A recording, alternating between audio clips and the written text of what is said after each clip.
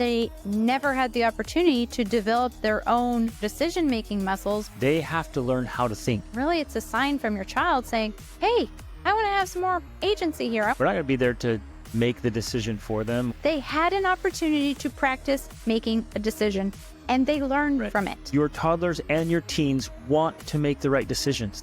Hey there, this is Greg Denning. We want to reach as many people as possible and help as many families as possible with these conversations. And we want to keep this podcast ad-free forever. You can help us do that by subscribing on Spotify or Apple Podcasts or wherever you listen, your favorite platform, and on YouTube. And leave a quick review and share your favorite episodes with friends and family. It makes a big difference. Thank you for being a part of this very important movement. Ladies and gentlemen, welcome to the Extraordinary Family Life podcast. We're your hosts, Greg and Rachel Denning, here as always to help you create your own unique, extraordinary family life. That's why we do what we do. We have this deep, deep love and care for families, and we want you to have incredible relationship with your kids and that they grow up healthy and strong.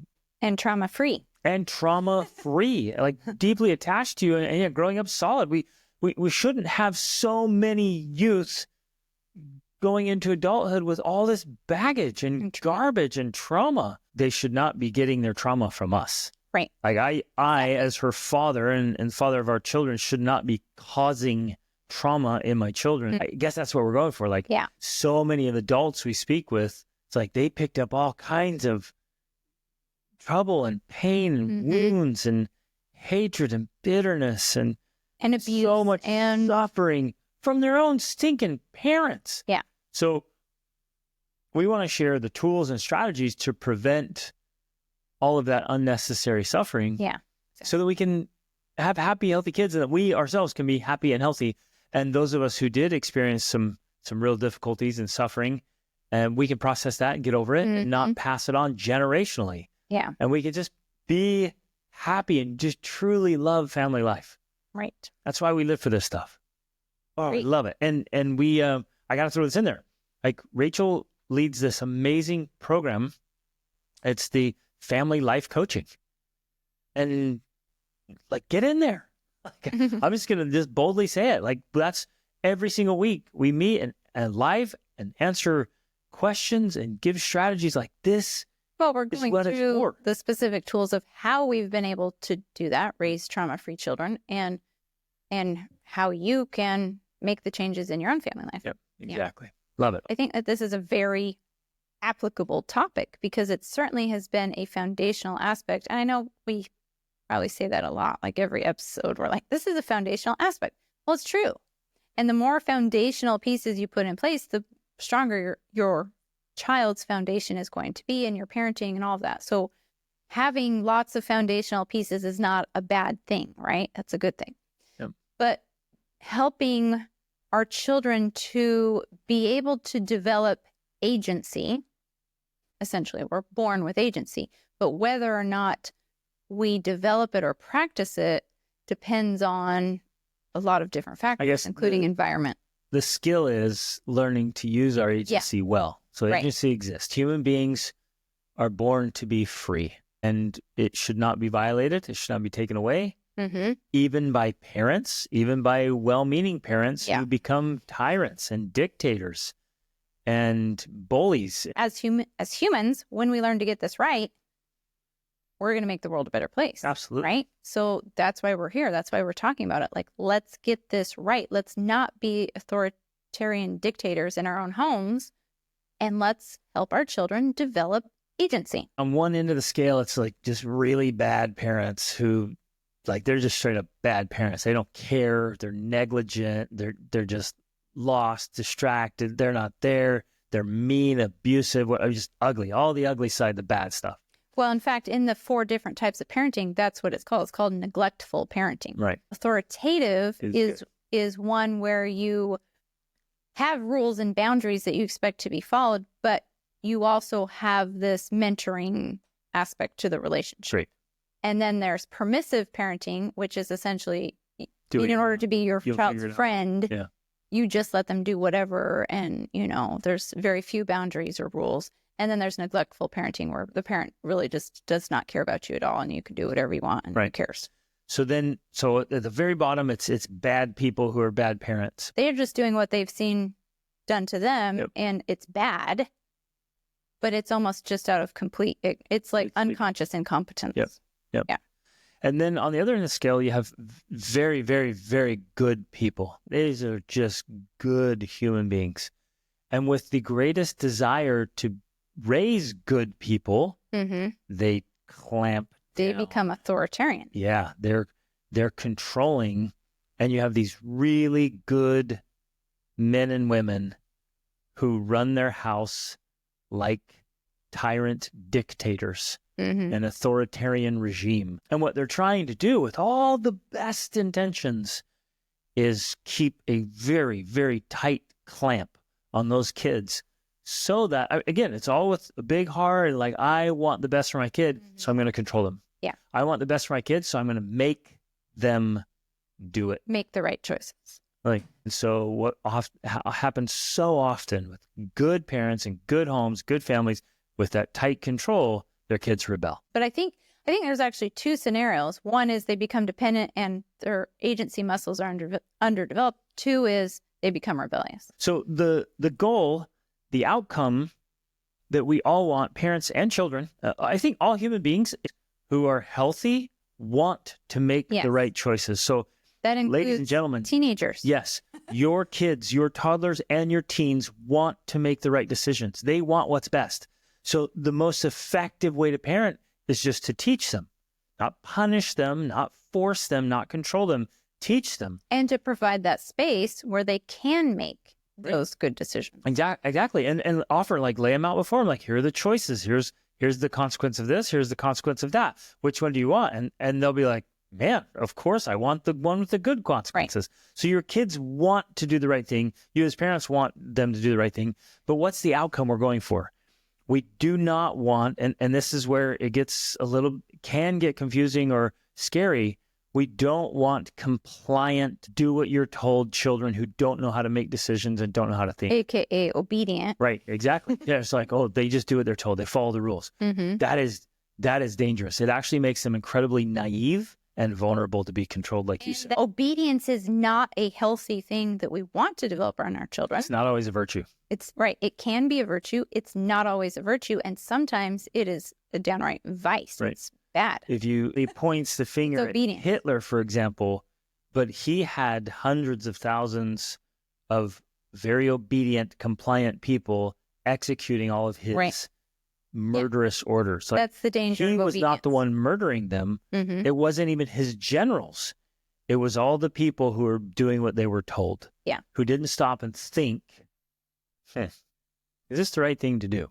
Yeah. And how can I fight back? How can I resist this? So our goal is to raise children who know how to think for themselves in any situation, because we're not going to be there with them the rest of their lives. We're not going to be there to make the decision for them or to help them make the decision. They have to learn how to think. Right. They have to be able to look at all the choices and see what's available, and then even learn how to see the choices that aren't available, the hidden ones. They really, truly have to learn how to think and then make good decisions on their own, because that's who they want to be. Right. And that's how they want to do life. That's what I'm after.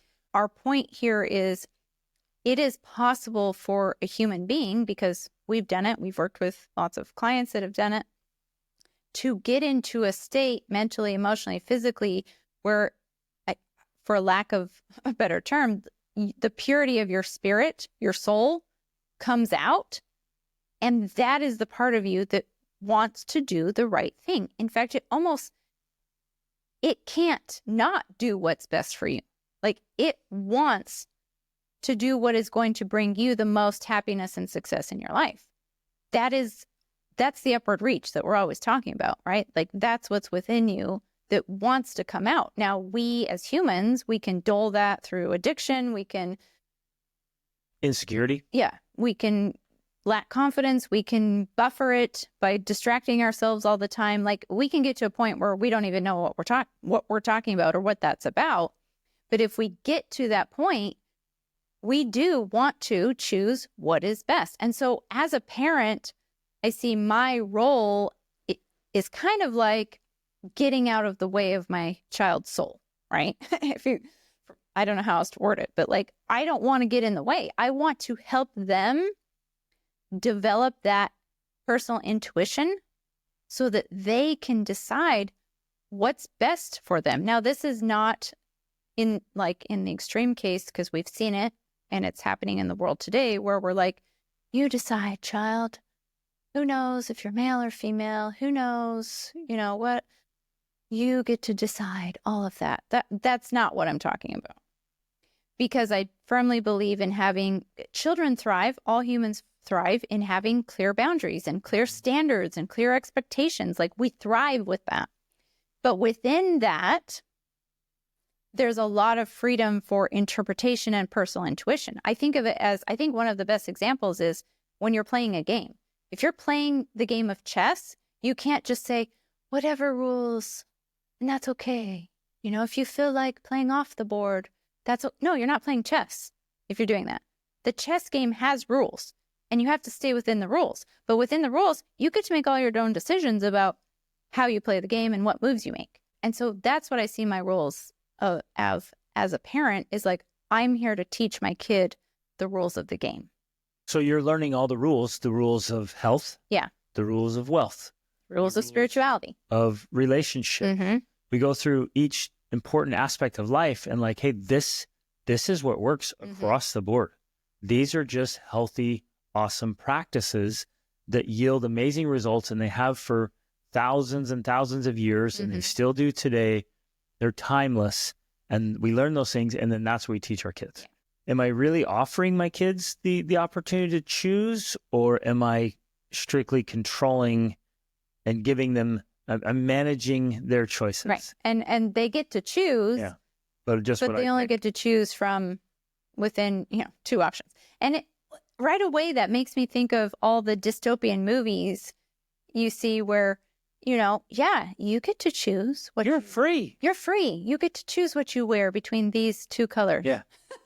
And so we need to understand, and we need to be careful that as parents, we're not inflicting some sort of dystopian reality on our children, right? By giving them these managed choices. And I think that what we've often seen parents do that turns into a mistake is they start out with that approach, which works great when they're toddlers, right? Here's your managed choices. Which outfit would you like to pick? This one or this one? It works great. And it helps prevent overwhelm, because if you're like, choose from these 27 options, they're just like, how do I do that? But then it's almost like... Or to the toddler, eat anything you want. Yeah, right. So they're going for the sweetest thing. Exactly.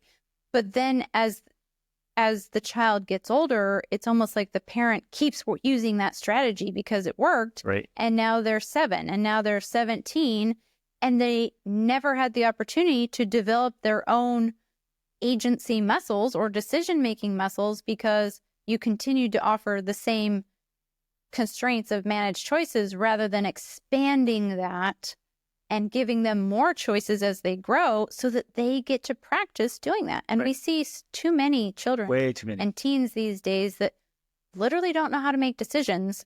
And this is what kills me. It's like, what are they going to do as soon as you're not there? Right. As soon as you turn your back, what are they going to do? Well, and so many parents are clueless. And because we work with so many teens and lead teens, we know, because they do it as soon as mom and dad aren't there. And they tell us. And they tell us, or they do it with our teens, and then our teens tell us. They're like, well, yeah, of course they listen to that all the time. And they talk like that. As soon as the adults walk around the corner, the kids start speaking horribly, saying and doing terrible things. And when the adult walks back around the corner, they put on the show again of, I'm the obedient, perfect child you think I am. And parents are clueless. So you're actually training your child to be dishonest and deceitful, and to not be able to recognize or listen to their own intuition, which is ultimately what you want. You want them to develop that skill. And the only way they can is by giving them the option, again, age appropriately as they mature, to practice making those choices. I'll throw this in there. This is a warning. The only way this works is if you become really good at teaching. Not preaching, not threatening, not lecturing, real teaching. And then you tactfully and age appropriately, maturity appropriately, you expose them to what's out in the world, what's really there, and the natural consequences of those choices. That's part of the teaching. And so they can see it and they can understand. They're really wrapping their heads around it. If you don't teach well, and then you hear this episode and you think, well, you know, my son's 15.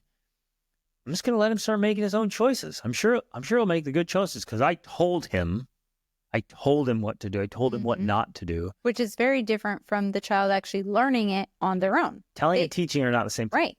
They learn when they do it themselves. So for one aspect of this, is that we have an open relationship with our child. First of all, it starts from attachment. Like I said, attachment is so important.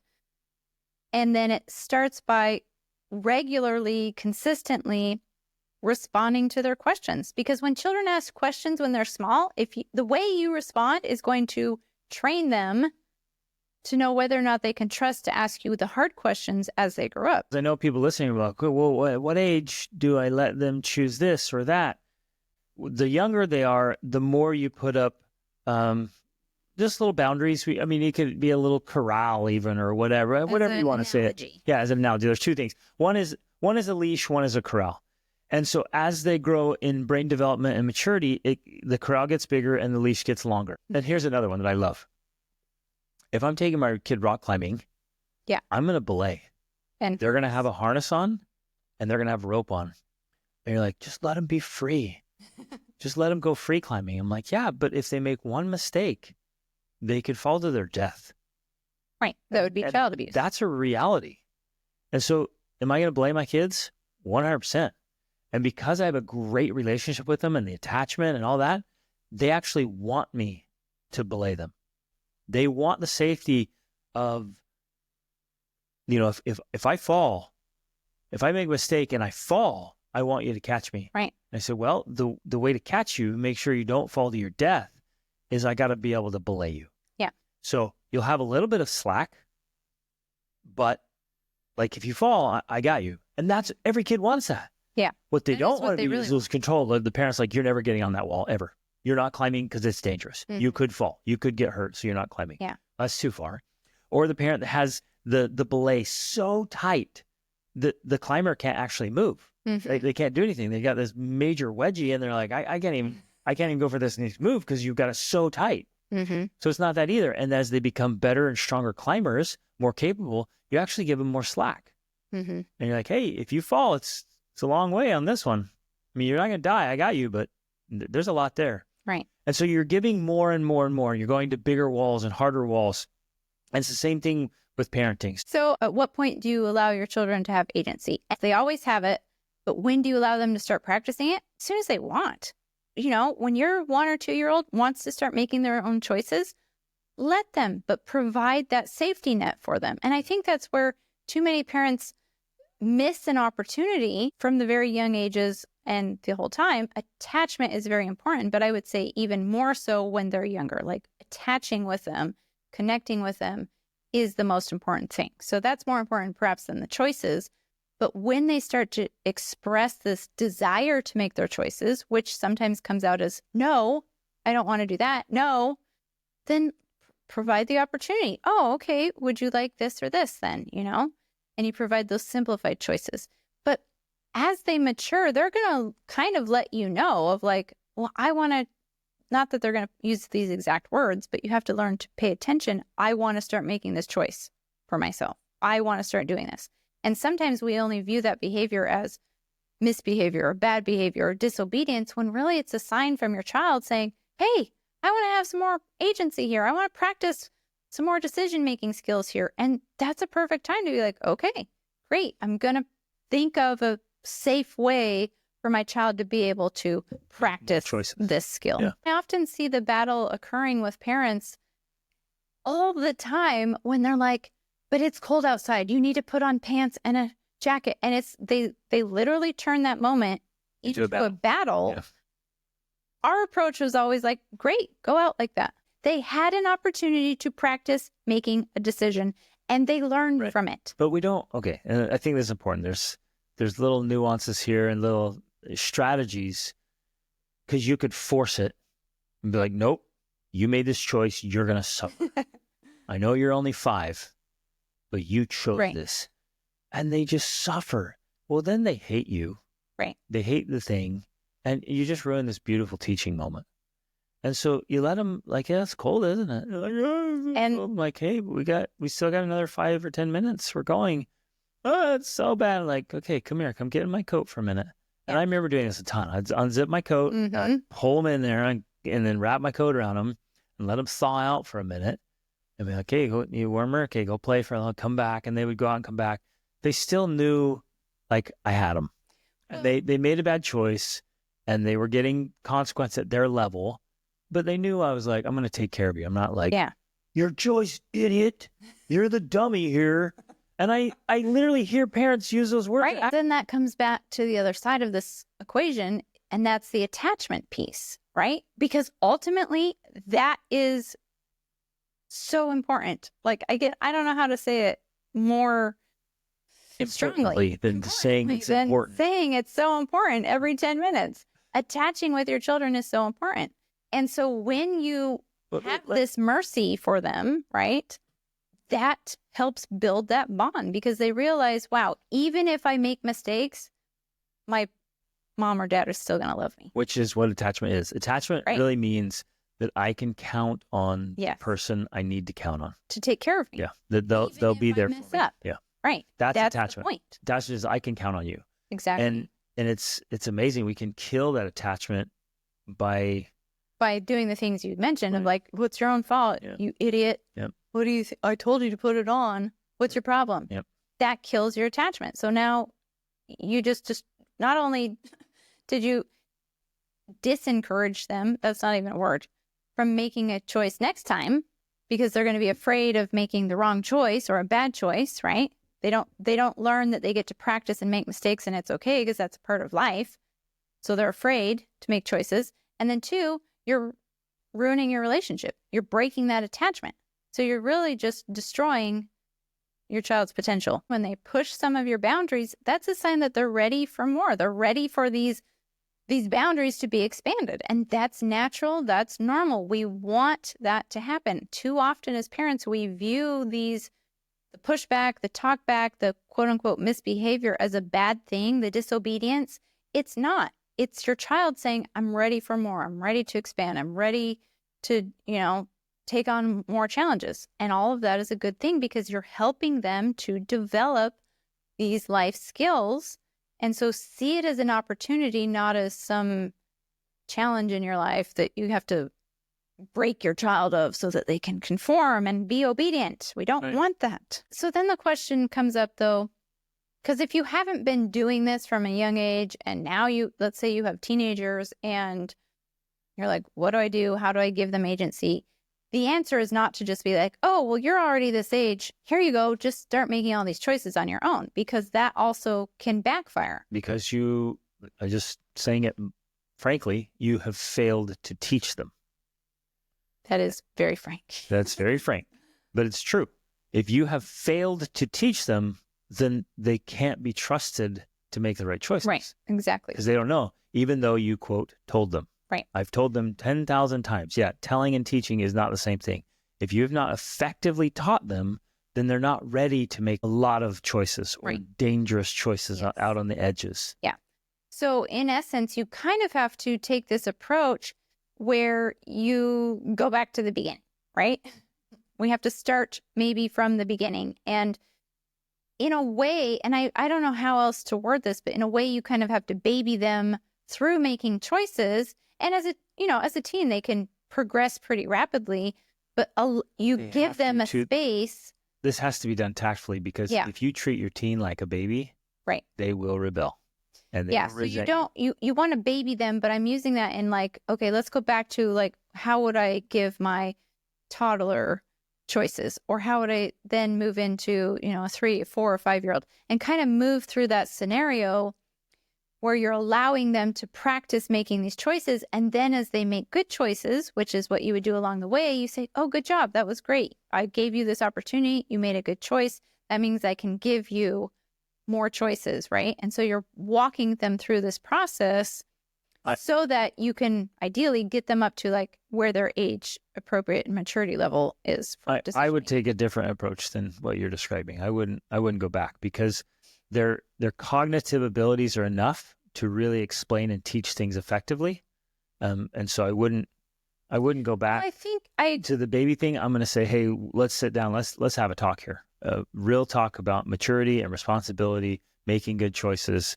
Like, here's the truth of it. And we're going to, whatever it is, whether it's food or music or media or friends, whatever, we're going to really talk through it and make sure they deeply understand it and say, okay, now you get to choose these parameters, but no, I'm not going to let you throw yourself off the cliff.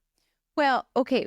I agree with you with that. And that's why I think we're actually saying the same thing. That's what I mean by babying, because you're going to give them fewer options to protect them than you would if they were already age appropriate, maturity level appropriate at making decisions, right? Yeah. That's kind of what I mean, is that the way you sit down, because they're older, you sit down and you have these conversations with them, but the way it's actually acted out in the world is not like, well, you get to decide how fast you drive the car, like it doesn't work that way, because they haven't yet had enough practice at building their decision-making muscles to be able to make the good decision. Exactly. So I think we are saying the same thing. It's like the way it's acted out in the world, I'm not just going to let them go ahead and have access to all choices because they don't yet know how to think through that. One of the phrases we've used in our house a lot, especially as our kids were growing, was, oh, well, you haven't passed that class yet. Yeah.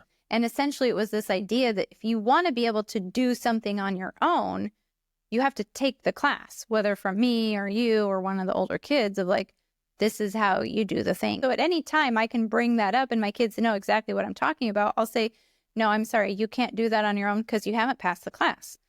Here's a perfect example where she's 11 now, but when she was 10, she wanted to ride the electric scooter on her own. Mm-hmm. And she's like, hey, can I go do it? No, you can't, because you haven't passed the class, but let's go out right now and I'll train you. Let's go practice. And so I went and her older siblings went and we just practiced until she became really good at it. Yeah. And then she's like, okay, essentially like, hey, you've passed the test. Right. So then she would say, hey, Dad, can I go take the scooter? I'm like, go for it. And she would go out on her own and cruise all over and drive up and down all over the place because she had the skills to do it. And to be clear here, this is all happening on our own property. She's not driving down the road. In Portugal, she's riding around on our property on our. But even there's those levels, right? So you're like, okay, here's one, you know how to operate it. The next level is, can you operate it with another vehicle on the road? Can you think through these things? And that's what you're doing with our kids on all their choices. Expanding their thinking. Great job. You can do it here in this controlled environment. I notice you're really good at making choices at our house. Can you make good choices at your friend's house? Mm-hmm. Can you make good choices out at a public thing? Can you make good choices under pressure? Yeah. And so again, this all fits into our overall strategy of how we're teaching our kids how to think and make good choices. So we start at the easy level. We start in the simple simulation. Here, you're doing great. Now let's go add pressure. Let's go add pressure. Let's go add pressure.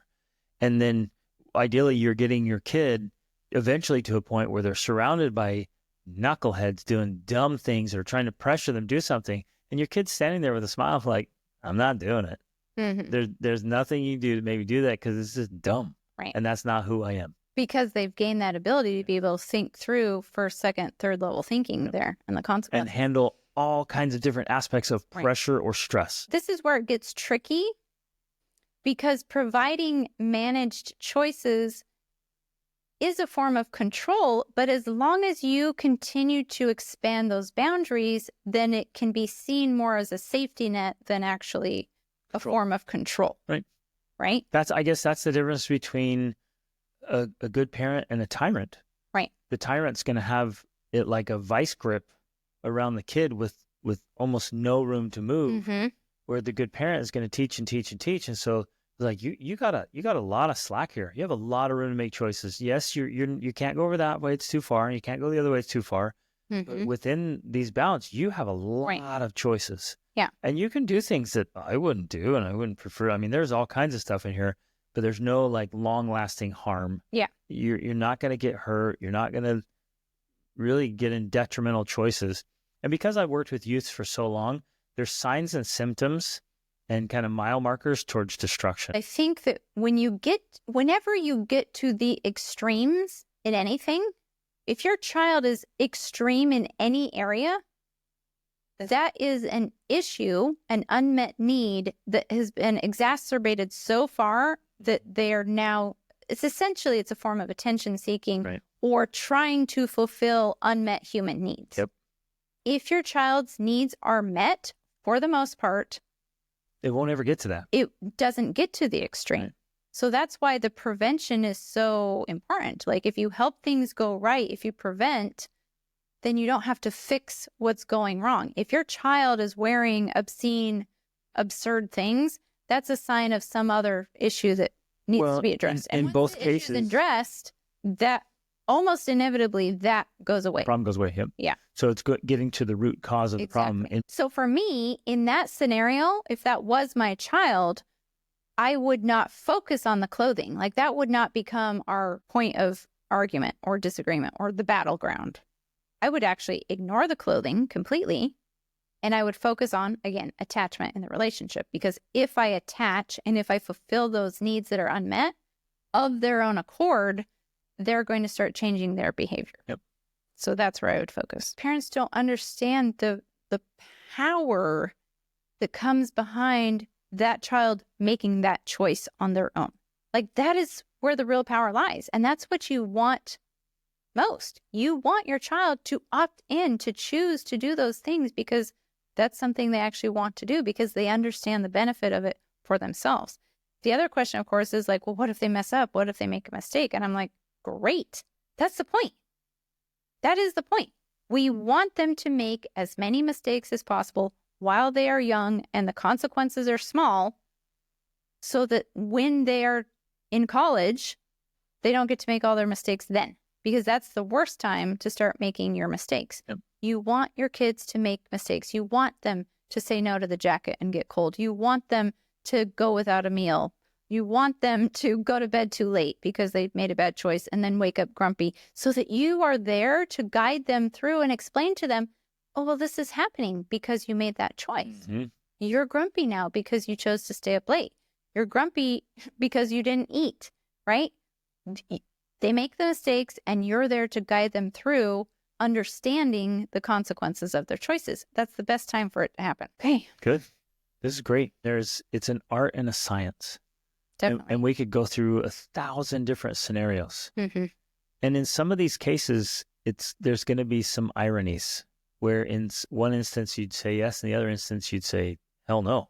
Mm-hmm. And there's going to be situations like that. And so it seems like, well, wait a minute. And you have to feel that out. And with one kid, it might be yes, and one kid, it might be no. And one, a year earlier, it's no. And a year later, you're like, absolutely, go for it.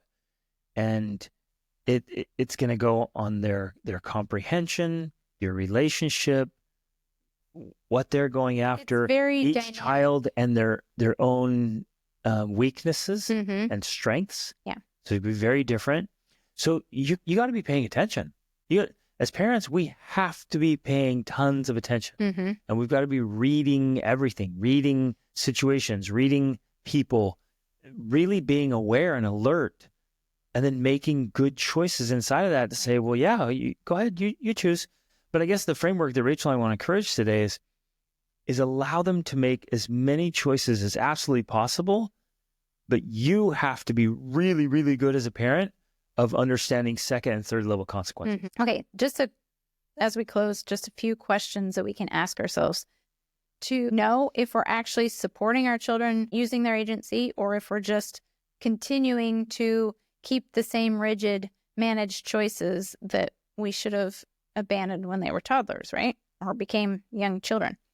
Am I more invested in my outcome or in their learning process? Do I let them experience natural consequences? I mean, that's one easy place to start. It's just like, stop removing the natural consequences, If they make a choice and there's a consequence, we'll just let them experience it. Another great question. Can they respectfully say no to me?